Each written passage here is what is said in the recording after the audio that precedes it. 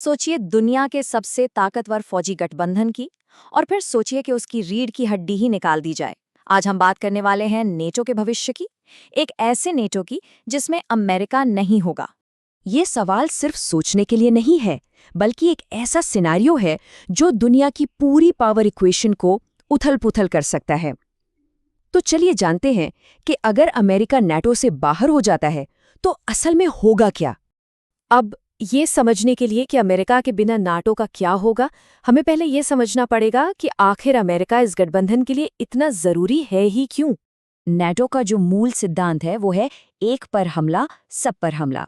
ये गठबंधन शीत युद्ध के दौरान सोवियत संघ को रोकने के लिए बना था और आज भी कायम है। लेकिन इसकी असली ताकत इसके 32 सदस्यों की मिलीजुली फौज में नहीं है। नहीं, ये ताकत असल में सिर्फ एक सदस्य से आती है, और वो है संयुक्त राज्य अमेरिका। कहते हैं ना, पैसा बोलता है, और जब बात नाटो की हो तो ये आंकड़े पूरी कहानी बयां कर देते हैं। नाटो के कुल रक्षा खर्च का एक बहुत बहुत बड़ा हिस्सा सिर्फ एक देश से आता है, लगभग 70%। जरा सोचिए इस बारे में। नेटो के कुल फौजी खर्च का 2/3 से भी ज्यादा अकेले अमेरिका उठाता है। यह आंकड़ा सच में चौंकाने वाला है, जो अमेरिकी भूमिका के पैमाने को दिखाता है। और ये सिर्फ सैनिकों की बात नहीं है, ये एक बहुत बड़े फाइनेंशियल इन्वेस्टमेंट की भी बात है। लेकिन बात सिर्फ पैसे पर आके खत्म नहीं होती। अमेरिका कुछ ऐसी क्षमताएं देता है जिन्हें स्ट्रेटेजिक एनेबलर्स कहा जाता है। अब ये क्या है? ये वो चीजें हैं जो किसी भी बड़े मिलिट्री ऑपरेशन की रीढ़ होती हैं, जैसे दुनिया में कहीं भी सैनिकों और सामान को तेजी से पहुंचाना, सैटेलाइट से खुफिया जानकारी इकट्ठा करना, और सबसे जरूरी, परमाणु हमलों से सुरक्षा की गारंटी देना। और देखिए, विश्लेषण साफ कहता है कि यूरोप के सबसे ताकतवर देशों के पास भी ये क्षमताएं उस लेवल पर हैं ही नहीं, जिस लेवल पर अमेरिका के पास हैं। वो लड़ तो सकते हैं, लेकिन लंबे समय तक एक बड़ा युद्ध लड़ने के लिए जो सपोर्ट सिस्टम चाहिए, वो अमेरिका से ही आता है। तो चलिए, अब उस दुनिया में कदम रखते हैं जिसकी कल्पना हमने शुरू में की थी। एक ऐसी दुनिया जहां नेटो तो है, पर अमेरिका नहीं है। ये एक बहुत बड़ा सवाल है। क्या ये गठबंधन तुरंत बिखर जाएगा, या फिर ये किसी नए कमजोर रूप में जिंदा रहेगा? आइए देखते हैं कि फौरन क्या बदलाव आएंगे। ये देखिए, फर्क बिल्कुल साफ है। अमेरिका के साथ नेटो एक ग्लोबल पावर है, लेकिन अमेरिका के बिना ये काफी हद तक एक यूरोपियन डिफेंस क्लब बनकर रह जाएगा।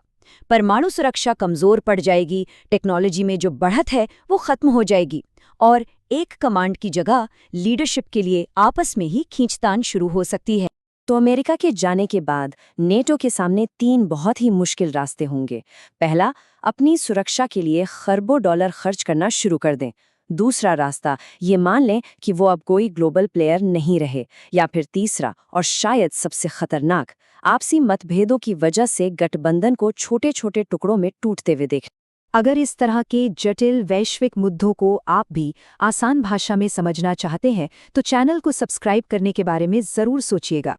हाँ, पर यह सोचना भी पूरी तरह से सही नहीं होगा कि नेटो का मतलब सिर्फ अमेरिका है। नहीं, ये 32 देशों का गठबंधन है, और हर सदस्य की अपनी एक खास ताकत है। तो चलिए, अब देखते हैं कि बाकी सहयोगी क्या खासियत रखते हैं। देखिए, ब्रिटेन और फ्रांस के पास अपनी खुद की परमाणु ताकत है। जर्मनी यूरोप का आर्थिक इंजन और एक बहुत बड़ा लॉजिस्टिक्स हब है। पोलैंड पूर्वी सीमा पर एक दीवार की तरह खड़ा है, जो अपनी जीडीपी का 4% से ज्यादा डिफेंस पर खर्च करता है। तुर्की के पास ब्लैक सी का कंट्रोल है, और नॉर्डिक देशों को आर्कटिक की महारत हासिल है। हर देश का अपना एक अहम रोल है। लेकिन इन सारी ताकतों के बावजूद अमेरिका के बिना खतरनाक कमियां रह जाएंगी। रूस की सीमा पर बसे बाल्टिक देश अमेरिकी मदद के बिना बहुत ज्यादा असुरक्षित हो जाएंगे। पोलैंड को अमेरिकी बख्तरबंद डिवीजनों का सपोर्ट नहीं मिलेगा, और यूरोप से दूर किसी भी ऑपरेशन के लिए जो हवाई और खुफिया सपोर्ट चाहिए, वो बस खत्म हो जाएगा। तो इन सब बातों का मतलब क्या निकलता है? अमेरिका के बिना नेटो का भविष्य आखिर होगा कैसा? चलिए अब अंतिम निष्कर्ष पर आते हैं। जानकार इसे यूरोपियन डिफेंस क्लब कहते हैं। ये शब्द उस हकीकत को बताता है जिसमें नाटो तो होगा, लेकिन उसकी साख, उसकी ताकत और दुनिया में उसका असर बहुत बहुत कम हो जाएगा। ये एक ऐसा क्लब होगा जो शायद अपने आस पड़ोस की रक्षा तो कर ले, लेकिन दुनिया पर कोई खास असर नहीं डाल पाएगा। तो बात यह है कि अमेरिका सिर्फ नेटो का सबसे अमीर या सबसे ताकतवर सदस्य नहीं है, ये इस गठबंधन की स्ट्रेटेजिक रीढ़ है।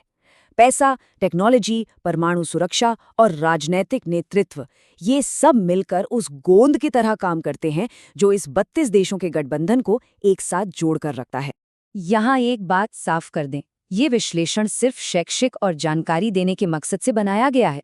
किसी भी तरह के भूराजनीतिक विश्लेषण के लिए संबंधित विशेषज्ञों से ही सलाह लें। अगर आप चाहते हैं कि हम ऐसे ही मुश्किल विषयों को आपके लिए आसान बनाते रहें, तो चैनल को सब्सक्राइब जरूर करें। आपके कमेंट्स और लाइक्स हमें और बेहतर काम करने की प्रेरणा देते हैं। तो हम आपको इसी सवाल के साथ छोड़े जाते हैं कि लगभग 8 दशकों तक यूरोप में शांति बनाए रखने वाला ये गठबंधन क्या सच में उतना मजबूत है जितना हम सोचते हैं, या फिर इसकी एकता सिर्फ एक ही धागे से बंधी है? सोचिएगा जरूर।